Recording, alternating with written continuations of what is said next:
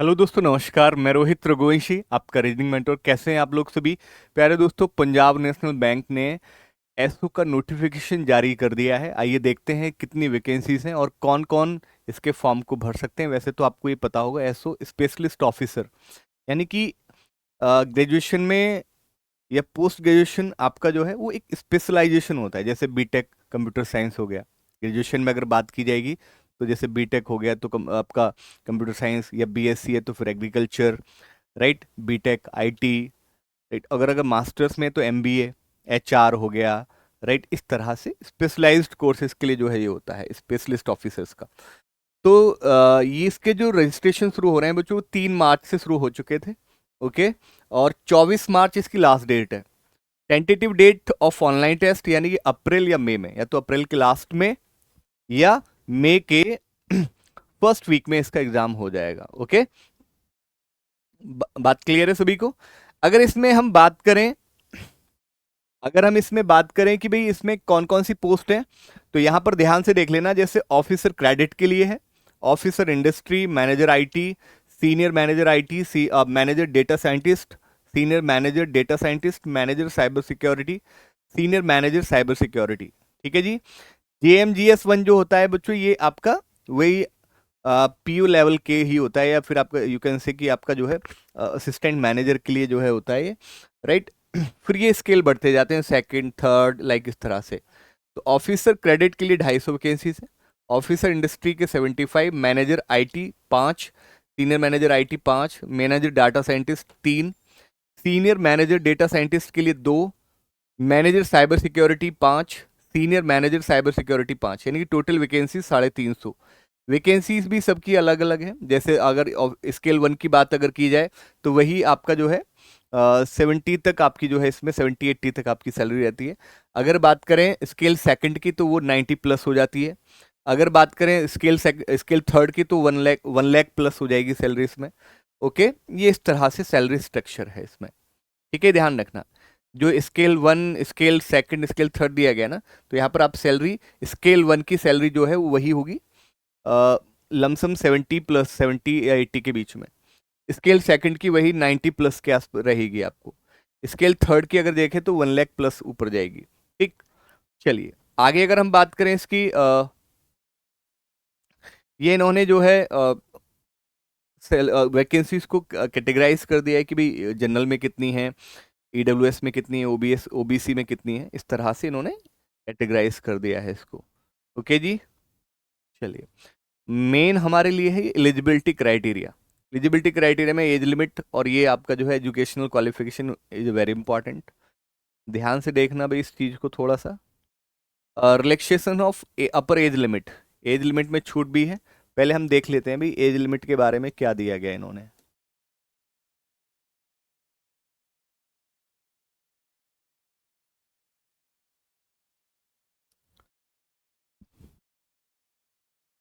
चलो age limit आगे देखते हैं हम, इसके बारे में आगे नीचे दिया गया होगा। अगर पहले एज लिमिट में छूट पहले दे दी गई है, देख लो इसमें 5 साल SC ST है, ये सबके लिए सेम ही रहता है। ओबीसी 3 साल, पीडब्ल्यूडी आपका जो है 10 साल, राइट, एक्स सर्विसमैन ये सब आपका जो है 5 साल। पर्सन अफेक्टेड बाय 1984 राइट्स आपका जो है 5 ईयर्स आपको दिया गया है। ओके,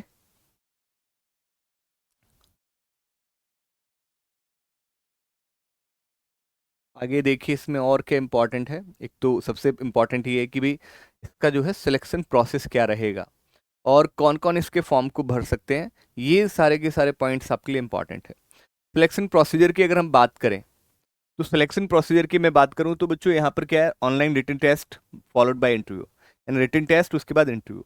रिटन टेस्ट में क्या होगा बच्चों, reasoning 25 questions, English language 25 questions, quant आपका 50 क्वेश्चंस होंगे। और ये है पार्ट 1। पार्ट 2 क्या है, प्रोफेशनल नॉलेज। प्रोफेशनल नॉलेज का मतलब ये है कि यानी कि जिसमें भी आप स्पेशलाइज्ड हैं, जो भी आपने कोर्स किया हुआ है ग्रेजुएशन या मास्टर्स में, राइट, वो स्पेशलाइज्ड कोर्स का जो है वो प्रोफेशनल नॉलेज बेस्ड क्वेश्चंस आपके 50 होंगे, जिसकी वेटेज आपकी 100 मार्क्स होगी। ठीक है, बाकी reasoning 25 questions 25 marks, English 25 questions 25 marks, quant 50 questions 50 marks. यहाँ पे प्रोफेशनल नॉलेज आपका 100, आपका जो है 50 क्वेश्चंस 100 मार्क्स। ओवरऑल 2 घंटे का समय आपको इसमें मिलेगा। ठीक है जी। चलिए, फिर इसके बाद जो है candidate have to qualify all the test of part 1 and part 2। Professional knowledge test will be evaluated only for those candidate who qualify in each paper in part 1। अगर वो पार्ट 1 के ईच पेपर में qualify करेंगे, minimum qualifying marks in each individual test will be decided by the bank. ठीक है, then उसके बाद आपका जो है बच्चों चीजें रहेंगी, राइट।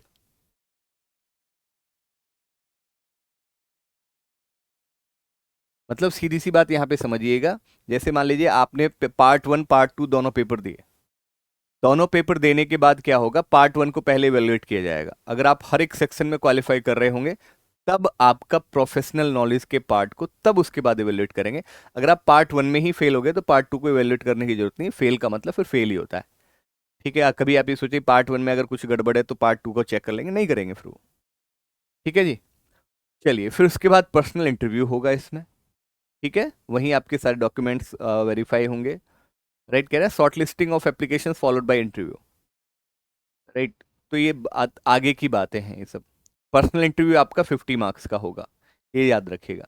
50 मार्क्स का पर्सनल इंटरव्यू रहेगा। ये एग्जामिनेशन सेंटर्स होंगे इसमें। राइट, आप देख सकते हैं इसमें। आगे अगर हम बात करें इसके,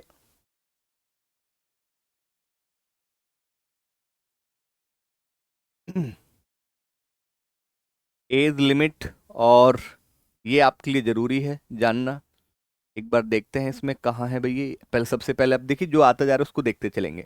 एप्लीकेशन फीस की अगर हम बात करें तो SC ST PWD जो कैंडिडेट्स हैं वो 50 रुपये देंगे और 18% GST यानी कि 59 रुपीज़ ऑनली।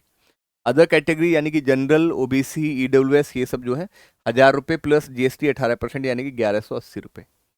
ठीक है, ये सब आपका रहेगा। ओके जी। चलिए, और देखिए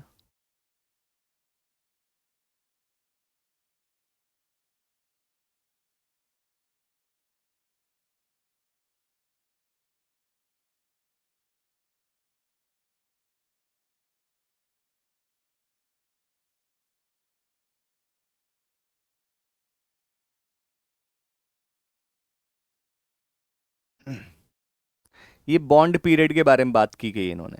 ठीक है, बॉन्ड यानी कि जो स्केल थर्ड वाले होंगे उनको 3 लाख का बॉन्ड देना होगा, 5 साल का बॉन्ड पीरियड होगा। स्केल सेकंड वालों का 2 लाख का बॉन्ड पीरियड बॉन्ड होगा, 2 लाख रुपए बॉन्ड के देने होंगे और बॉन्ड के लिए 3 साल का जो है बॉन्ड पीरियड होगा। सिमिलरली स्केल फर्स्ट वालों के लिए 1 लाख रुपए देने होंगे और 3 साल का इनका बॉन्ड पीरियड होगा। बॉन्ड तोड़ते हैं तो फिर ये आपको पे करना पड़ेगा। राइट, चलिए, सिबिल स्कोर के बारे में बोला गया, क्रेडिट हिस्ट्री। जैसे होता है ना सिबिल स्कोर आजकल देखा जाता है। राइट, अगर मान लीजिए मैंने कभी आज तक लोन वोन लिया ही नहीं, कभी नहीं लिया, तो फिर वो वहाँ पे सिबिल स्कोर का कोई लॉजिक भी नहीं है और ना ही फिर कोई दिक्कत। राइट, अगर आपने कभी पहले लोन लिया है तो उस केस में फिर आपका सिबिल बनेगा। अगर सिबिल आपकी बिगड़ी है, बिगड़ती तब है जब आप EMI राइट आप समय से नहीं देते हैं। तो ऐसे केस में आपसे कहा गया कि सिबिल स्कोर अगर आपका है तो भाई फिर वो 680 या उससे ज़्यादा होना चाहिए। उससे कम हुआ तो फिर वो नहीं कंसिडर करेंगे उस केस में। आगे देखते हैं।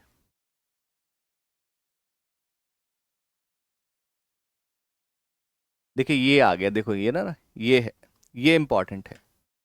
सबसे नीचे इन्होंने दे रखा है, इंपॉर्टेंट इन्फॉर्मेशन सबसे नीचे दी गई है इन्होंने।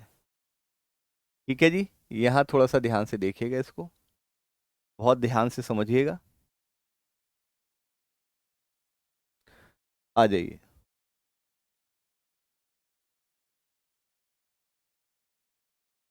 तो देखो जो ऑफिसर क्रेडिट है स्केल 1, उसकी जो एज लिमिट है मिनिमम 21 और मैक्सिमम 30। ठीक है, एजुकेशनल क्वालिफिकेशन में क्या कह रहा है कि एजुकेशनल क्वालिफिकेशन में chartered accountant CA from institute of chartered accountant of India, या फिर कॉस्ट मैनेजमेंट अकाउंटेंट आपका जो है किया हुआ हो, या फिर चार्टर्ड फाइनेंशियल एनालिस्ट आपने किया हो किसी CFA इंस्टीट्यूट से, या फुल टाइम MBA या post graduate diploma in management with specialisation in finance from any institute, या फिर ये किया हो। मतलब इनमें से कुछ भी किया हो तो आप इस फॉर्म को भर सकते हैं। ओके, बाकी मैंडेटरी कुछ नहीं है, डिजायरेबल है, डिजायरेबल कोई जरूरी नहीं है ऐसा। राइट, चलिए, ऑफिसर इंडस्ट्री में ऑफिसर स्केल 1 मिनिमम 21 to 30 और आपका मैंडेटरी क्या है, full time degree in BE BTech in civil, electrical, mechanical, textile, mining, chemical production, metallurgy, ये सब आपका होना चाहिए। Electronics, electronics and communication, electronics and telecommunication, computer science, information technology और from any institute, college, university recognised approved by government bodies, UGC with minimum 60% marks और equivalent grade. ठीक है जी, ये आपका मैंडेटरी है। ओके, या फिर डिजायरेबल है। डिजायरेबल आपको देखने की जरूरत नहीं है, मतलब यहाँ पे बीटेक मांग रहा है, सीधी सी बात है। अगर ऑफिसर इंडस्ट्री का आप लिए अप्लाई करते हैं तो BTech civil, electrical, mechanical, textile, mining, chemical production, metallurgy, electronics and communication, electronics and telecommunication, computer science, IT, इनसे आपने बीटेक किया हो तो आप कर सकते हैं इसको। तो ये आपका है इसमें।